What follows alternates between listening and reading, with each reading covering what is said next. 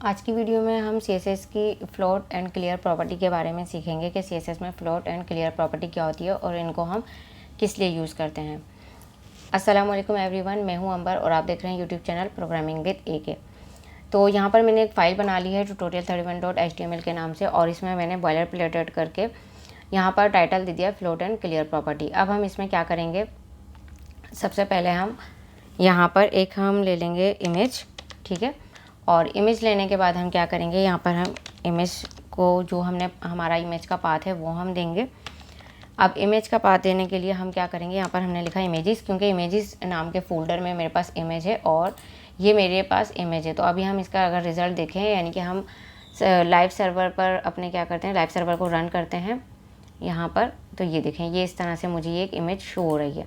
अब इसके बाद मैं क्या करूँगी, मैं यहाँ पर ले लेती हूँ एक, बल्कि इसको क्लास भी दे देती हूँ साथ ही, क्योंकि मुझे इसमें आगे जब काम करना होगा तो मुझे क्लास यहाँ पर चाहिए होगी, ठीक है। मैं इसको दे देती हूँ img1। अब इसके बाद मैं क्या करूँगी, मैं यहाँ पर एक हेडिंग ले लूँगी और हेडिंग में मैं कुछ भी, जैसे कि मैंने लिख दिया और lorem 20 लिख देती हूँ। ये मैंने यहाँ पर एक हेडिंग ले ली, ठीक है। उसके बाद मुझे एक पैराग्राफ चाहिए, तो मैं पैराग्राफ में क्या करूँगी, मैं पैराग्राफ में लिख दूँगी lorem 150, यानी कि 150 वर्ड का एक मेरे पास यहाँ पर पैराग्राफ आ जाएगा। अब मैं अगर आपको इसका रिज़ल्ट दिखाऊं तो देखें, ये मुझे यहाँ पर इस तरह से इसका रिज़ल्ट शो हो रहा है, ठीक है। अब ये मुझे इस तरह से यहाँ पर इसका रिज़ल्ट शो हो रहा है, लेकिन मैं क्या चाहती हूँ, ये मेरे पास यहाँ पर इस तरह से शो हो गया।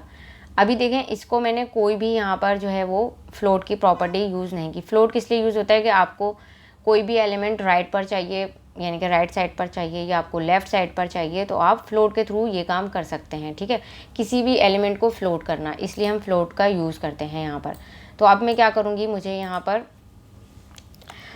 स्टाइल टैग का यूज़ करना है, क्योंकि मैं क्या करूँगी, यहाँ पर CSS का यूज़ करने वाली हूँ, इंटरनल CSS का।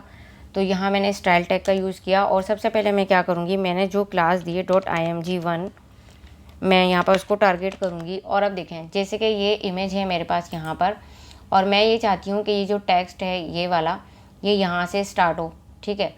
तो अब मैं क्या करूँगी, ये मेरे पास इस तरह से यहाँ शो हो रहा है, मैं इमेज को जैसे कि दे देती हूँ। अभी मैं इमेज को क्या करूँगी, जस्ट मैं यहाँ पर दूँगी फ्लोट, और फ्लोट देने के बाद जैसे कि मैंने इसको प्रॉपर्टी दी थी लेफ़्ट, यानी कि ये इमेज जो है वो कहाँ फ्लोट करे, वो लेफ़्ट में फ्लोट करे। तो देखें, अब ये मेरे पास जो इमेज है वो यहाँ पर इस तरह से लेफ़्ट साइड पर फ्लोट कर रही है, और उसके बाद ये टेक्स्ट जो है वो मुझे यहाँ पर शो हो रहा है, ठीक है।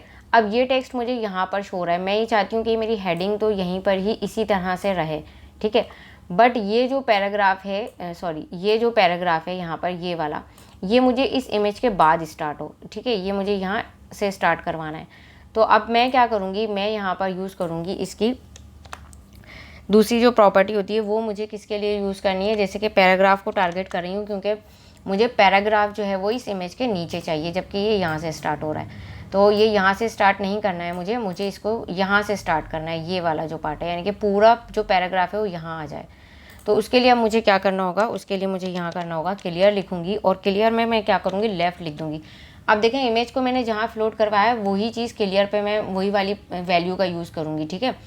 ये देखें, अब जैसे मैंने क्लियर लेफ़्ट लिखा, तो ये देखें, इसने लेफ़्ट साइड को क्या किया, लेफ़्ट वाले पार्ट को इसने बिल्कुल क्लियर कर दिया, और क्या किया, इस टेक्स्ट को यहाँ पर, ये पैराग्राफ जो है ये बिल्कुल नीचे से स्टार्ट हो गया, इसका इस इमेज के नीचे से स्टार्ट हो गया, ठीक है। तो इस तरह से हमारे पास क्या करती है, ये क्लियर प्रॉपर्टी वर्क करती है। अगर देखें, मैं यहाँ पर क्लियर राइट लिखती तो कुछ भी यहाँ पर इफ़ेक्ट नहीं आता। ये देखें, ये मुझे उसी तरह से शो होता, ठीक है। इसलिए हम यहाँ पर क्या करते हैं, यहाँ हम क्लियर लेफ़्ट का यूज़ किया। लेकिन अगर क्या हो, अगर मैं यहाँ पर फ्लोट राइट का यूज़ कर लूँ, जैसे कि मैंने लिखा फ्लोट राइट, अभी मैं इसको क्या करती हूँ, इसको मैं कमेंट कर देती हूँ। ये देखें, अभी मैंने लिखा फ्लोट राइट, तो अब ये इमेज मुझे यहाँ पर राइट से शो हो रही है।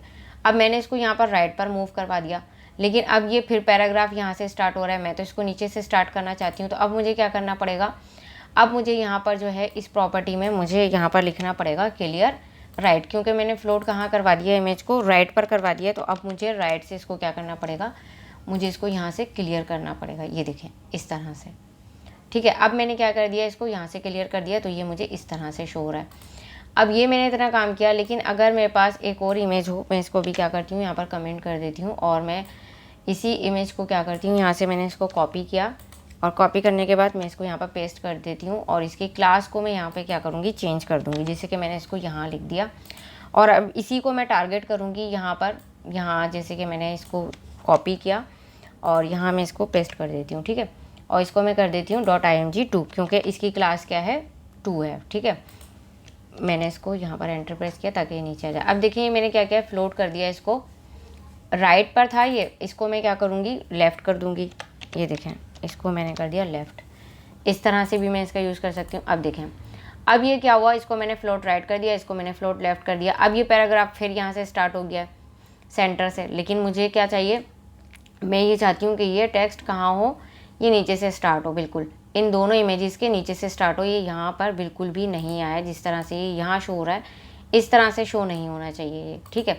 तो उसके लिए अब मैं क्या करूँगी, अब देखिए मैंने क्लियर राइट किया, मैंने क्लियर लेफ़्ट कर दिया, बट अब इसके लिए मेरे पास यहाँ पर एक प्रॉपर्टी होती है। अब हम क्या करते हैं, हम बार बार क्लियर राइट क्लियर लेफ़्ट से बचने के लिए कि हमें नहीं पता होता हमें कौन सा एलिमेंट कहाँ है, यानी कि बार बार हम उसे क्या चेंज करते रहेंगे कि अब हम क्लियर राइट करें क्लियर लेफ़्ट करें।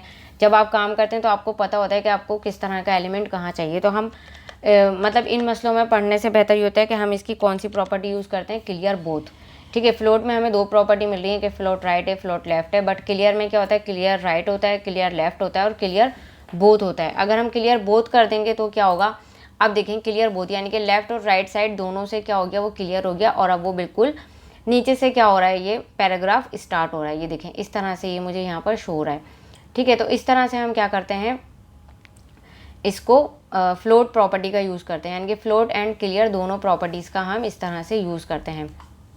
फ्लोट से क्या होता है कि हम किसी भी एलिमेंट को जो है वो राइट साइड पर या लेफ़्ट साइड पर मूव कर सकते हैं। और क्लियर प्रॉपर्टी क्या करती है कि अगर हमें किसी भी एलिमेंट को क्लियर करवाना है लेफ़्ट साइड से या राइट साइड से तो आप कर लें। बट क्या होता है कि इन सब चक्रों में पढ़ने से बेहतर होता है कि अक्सर लोग क्या करते हैं, क्लियर बोथ कर देते हैं ताकि बार बार हमें परेशानी नहीं हो कि अगर हमारा कोई इमेज या कोई टेक्स्ट हमारा लेफ़्ट साइड पर है तो हम पहले उसको क्लियर लेफ़्ट करें या क्लियर राइट करें। तो बेहतर लोग ये समझते हैं कि क्लियर बोथ करते हैं, बट ये आपकी रिक्वायरमेंट पर डिपेंड करता है। अगर आपको क्लियर लेफ़्ट की नीड है तो आप उसको यूज़ करें, अगर आपको क्लियर राइट की नीड है तो आप उसको यूज़ करें, या आप चाहें तो बोथ को यूज़ कर लें। जिस तरह की आपकी रिक्वायरमेंट है आप उसके मुताबिक जो है वो किसी भी प्रॉपर्टी को यूज़ कर सकते हैं। वो फ्लोट ही नहीं बल्कि कोई भी प्रॉपर्टी हो, आप अपनी रिक्वायरमेंट के मुताबिक ही उसको यूज़ करते हैं। तो आई होप कि आपका ये कॉन्सेप्ट क्लियर हो गया होगा कि फ्लोट प्रॉपर्टी किस तरह से वर्क करती है। तो अगर आपको वीडियो पसंद आई है तो प्लीज़ इसे लाइक कीजिएगा, और अगर अभी तक आपने मेरे चैनल को सब्सक्राइब नहीं किया है तो प्लीज़ मेरे चैनल को सब्सक्राइब कीजिए। साथ में एक बेल आइकन है, उस पर क्लिक करके ऑल पर क्लिक कर दीजिए ताकि मैं जब भी कोई न्यू वीडियो अपलोड करूं तो उसका नोटिफिकेशन सबसे पहले आपको मिल जाए और आपको मैन्युअली सर्च नहीं करना पड़े। मिलते हैं नेक्स्ट वीडियो में, तब तक के लिए अल्लाह हाफिज़।